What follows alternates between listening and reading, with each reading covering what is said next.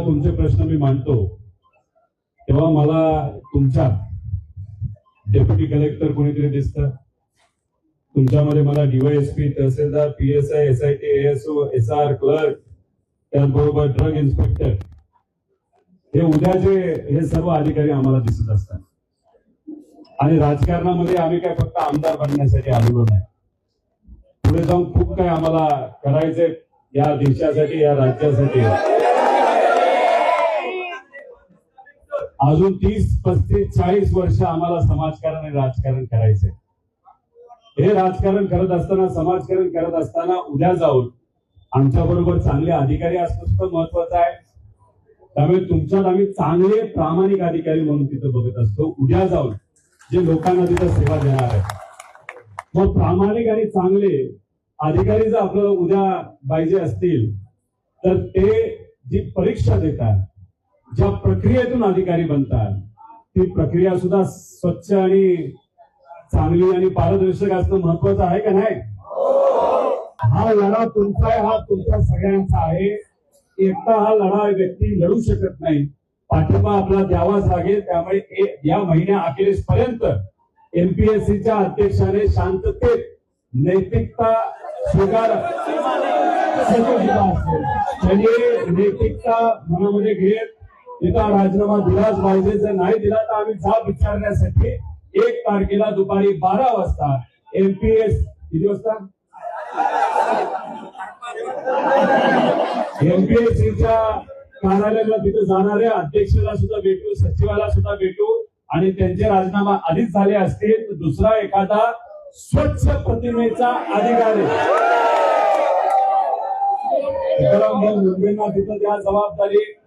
मला माहित नाही त्यांचं आत्ताचं पद आणि हे पद काय कसं आहे, पण ज्याला कोणाला द्यायचं त्याला स्वच्छ प्रतिमेच्या व्यक्तीला तिथं जबाबदारी दिली पाहिजे या महिन्या अखेरीस, अशी आमच्या सगळ्यांची मागणी आहे. एखादा पत्र पेपर एमपीएससीचा फुटत असेल तर उद्या जाऊन कुठल्या पुढच्या परीक्षेचा फुटणार नाही याची दक्षता नाही, याची जबाबदारी सरकार घेणार आहे का? त्यामुळे जर तिथं अध्यक्ष त्याला घरी पाठवा. आमचा विश्वास एमपीएससी वर आहे, आमचा विश्वास हा ऑफलाईन परीक्षेवर आहे, ऑनलाईन आहे. या सरकारमध्ये इतके नग आहे हुशार, ते म्हणतील अरे ऑफलाईनचा पेपर आता फुटला, आता ऑनलाईन आम्हाला घ्यावं लागतंय. मला त्यांना सांगायचे, सरळ परीक्षेपासून अनेक उदाहरणं आम्ही दिलेले, ऑनलाईन पेपर इतके फुटले, आम्हाला ऑनलाईन परीक्षा नको, आम्हाला ऑफलाईनच पाहिजे. काही लोक फक्त चक्की पिसिंग बोलून मोकळं होतात.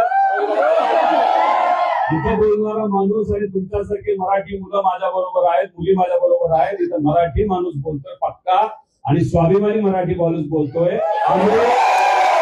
आम्ही जे बोलतो ते करून दाखवतो.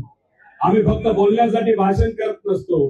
खऱ्या अर्थाने आमच्या या युवांचे प्रश्न सुटावेत यासाठी आम्ही तिथं प्रयत्न करत असतो. सगळ्यात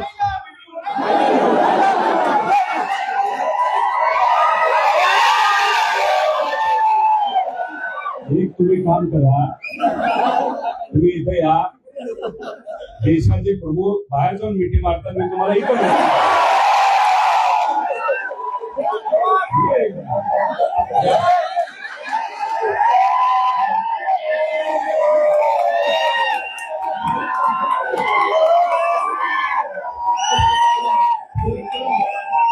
भारताच्या बाहेरच्या दुसऱ्या माणसांवर मिठी कशाला मारायची?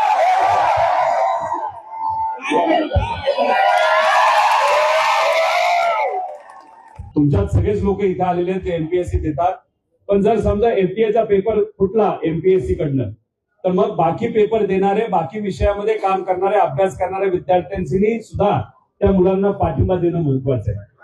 त्याबरोबर पोलिसांचा एसआरपीएफचा पेपर फुटला, ठीक आहे, ते तुमच्या बरोबर तिथं अभ्यास करत नसले तरी त्यांना पाठिंबा देण्याची जरूरत आहे. आता आदिवासी समाजाची मुलं मुली आंदोलन करतात, उपोषण करतात, त्यांना सुद्धा आपल्या सर्वांना तिथं पाठिंबा देण्याची जरूरत. मला काय सांगायचंय की तुम्ही सगळ्यांनी एक उदाहरण करून दाखवलेलं आहे की नीटच्या बाबतीत जर पेपर फुटला आणि सामान्य लोकांना जर त्याच्यावर अन्याय झाला आणि मुला मुलींवर तिथं जर इनह्युमन पद्धतीने, अमानुषीच्या पद्धतीने लाठीचार्ज केला तर अख्खा भारत एकत्रित येऊ शकतो, युवा एकत्रित येऊ शकतो आणि अहंकारी सरकारला सुद्धा गुडघ्यावर आणू शकतो. हे त्यामुळे याच्या पुढे लढा लढत असताना कृपा करून एक राहावा. एकजूटची जी ताकद आहे ती एकजूटची ताकद मराठी माणूस म्हणून, भारतीय म्हणून, ही जाती आणि धर्माच्या पलीकडे जाऊन मोठी ताकद आहे. माणुसकी महत्वाची आहे. त्यामुळे माणुसकी जपणं ही आपल्या सगळ्यांची जबाबदारी आणि चांगल्या परीक्षा होणं, पारदर्शक पद्धतीने परीक्षा होणं आणि चांगले अधिकारी पुढे जाणं हे महत्वाचं. नाही तर काय, सीटी पेपर तुम्हाला माहिती आहे, 11वी 12वी झाल्यानंतर आपल्याला तो पेपर द्यावा लागतो. इंजिनियर बनायचं असेल तर इथे पर्सेंटाईल वाढून मिळतात. 20 लाख रुपये 25 लाख रुपये दिले की एखादा मुलगा, म्हणजे एक तर मुलगा आयसीएसई मध्ये, आयसीएसई नाही कुठलं ते, सीबीएसई आणि दुसरं कुठलं, आयसीएसई, याच्यामध्ये मॅथ्स मध्ये नापास झालाय, त्याला 100% सीईटी मध्ये मॅथ्स मध्ये मिळालेला आहे.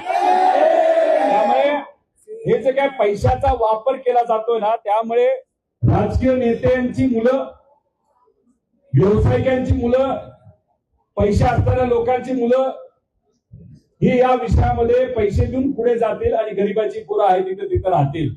त्यामुळे हे जर आपल्याला नको असेल तर कुठलाही पेपर, कुठला सीईटीच्या विषयामध्ये सुद्धा तुम्हाला सोशल मीडियावर सपोर्ट करावा लागेल. त्या आदिवासी विद्यार्थ्यांचं आंदोलन आता सुरू आहे म्हणून मी म्हणतो त्यांना तुम्हाला सपोर्ट करावा लागेल. हा एमपीएससीचा पेपर फुटला, याच्यावर ज्या आपल्या मागण्या आहेत, तुम्ही सांगितलं, मी तुम्ही म्हणलो, मी नंतर भाषण केलं, शेवट भाषण केलं की काय केलं की त्या अध्यक्षांचा राजीनामा घ्या. आता त्याच्या आधी सचिवाचा पण तुम्हीच आधी म्हणताय की त्यांचा राजीनामा घ्या, तर तुम्ही जे बोललात ते आता मी म्हणतोय आणि सरकारला अल्टिमेटम देतो आता या मीडियाच्या माध्यमातून. जर या दोघांचा राजीनामा पुढच्या काही दिवसात नाही घेतला तर या सरकारला हे महागात पडेल, हे या मीडियाच्या माध्यमातून सांगा. मला काही लोक म्हणायचे की दादा हो तुम्ही कुर्ता पायजामा का घालत नाही, पांढरे कपडे का घालत नाही. तेव्हा मला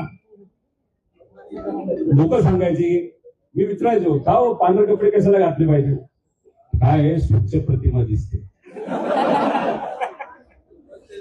तुम्हाला अनेक लोकांना प्रश्न पडला असेल की आज मी इथं पांढरे कपडे आणि ते सुद्धा कुर्ता पायजामा का घालून आणलेला आहे. सांगतो काय, एक तर माझी प्रतिमा स्वच्छ आहे हे तुम्हा आपल्या सगळ्यांना माहिती आहे, ईडीला सुद्धा माहिती आहे. आज पांढरे स्वच्छ कपडे आणि कुर्ता पायजामा इथं घालून येण्याचं कारण असं, आमच्या सगळ्यांची भूमिका आहे या सगळ्या परीक्षा पारदर्शक आणि स्वच्छ झाल्या पाहिजे. आम्हाला लढाईची प्रेरणा कोणाकडनं मिळत असेल, आदरणीय पवार साहेबांकडे. 65 वर्ष या महाराष्ट्राला चांगली दिशा मिळावी, विकास व्हावा, मुला मुलींना तिथं संधी मिळावी. सगळ्यात जास्त MIDC त्यांच्या काळामध्ये आणल्या गेल्या. त्याच्याबरोबर नोकऱ्या मिळाव्यात, शिक्षण व्यवस्था चांगली असावी यासाठी या महाराष्ट्रामध्ये आदरणीय पवार साहेब प्रामाणिकपणे काम करत आले. आणि आम्हाला सुद्धा जेव्हा आम्ही भेटतो त्यांना कसायस वगैरे काही विचारत नाहीत, डायरेक्ट मुद्द्यावर तू जो मुद्दा घेतलेला आहे, काय मुलांचं म्हणणं आहे, काय आपल्याला करता येईल या विषयासाठी. मला असं वाटतं की साहेबांनी तुमचं सगळं ऐकून घेतलं होतं. ऐकून घेऊन ते मुख्यमंत्री साहेबांना सुद्धा त्यावेळेस बोलले होते, तुम्ही सुद्धा तिथे गेला होता आणि साहेबांनी सांगितलं होतं ते वेगळे विषय असताना साहेब म्हणजे हा विषय सुद्धा महत्वाचा तुम्हाला हातात घ्यावा लागेल. त्यामुळे तुमच्या सगळ्यांच्या पाठीमागे राजकारणातला सह्याद्री म्हणजे आदरणीय पवार साहेब हे नेहमी आहेत आणि त्यांच्या मार्गदर्शनाखाली आम्ही सर्वजण तिथं काम करतो. त्यांचा आशीर्वाद तुम्हाला आपल्या सगळ्यांना आहे.